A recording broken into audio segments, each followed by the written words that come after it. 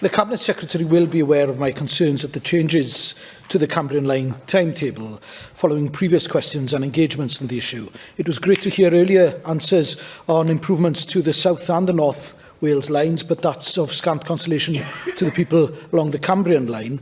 The changes that have come into force are proving to be extremely detrimental to my constituents.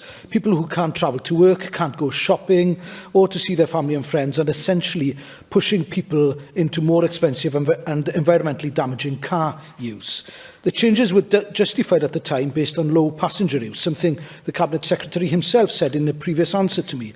But surely the Cabinet Secretary knows that for most of the last 10 years, the line has been disrupted. From the reconstruction of Pont Briwet 10 years ago, a 5-month closure because of weather, winter closures due to Barmouth Bridge redevelopment, COVID and other impacts. So you'll understand why I and my electors doubt the case that has been put forward. We need to see a line that answers the needs of the residents. So do you accept that the changes have been detrimental, and will you commit to ensure that a more regular train service is reinstated on the Cambrian Line? Well, can I thank the member for his question? Difficult decisions were made, as I mentioned earlier, regarding utilisation of rolling stock across Wales. I was pleased that Transport for Wales did engage with passengers, and they amended some of their proposals as a result of that feedback that they received.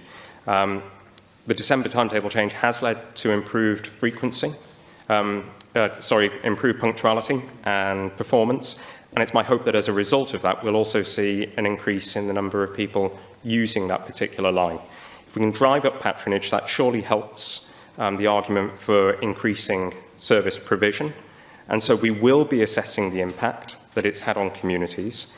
And at further timetable changes, once we get more trains delivered and we see that huge increase to 483 trains achieved, then we hopefully will be able to reinstate more services.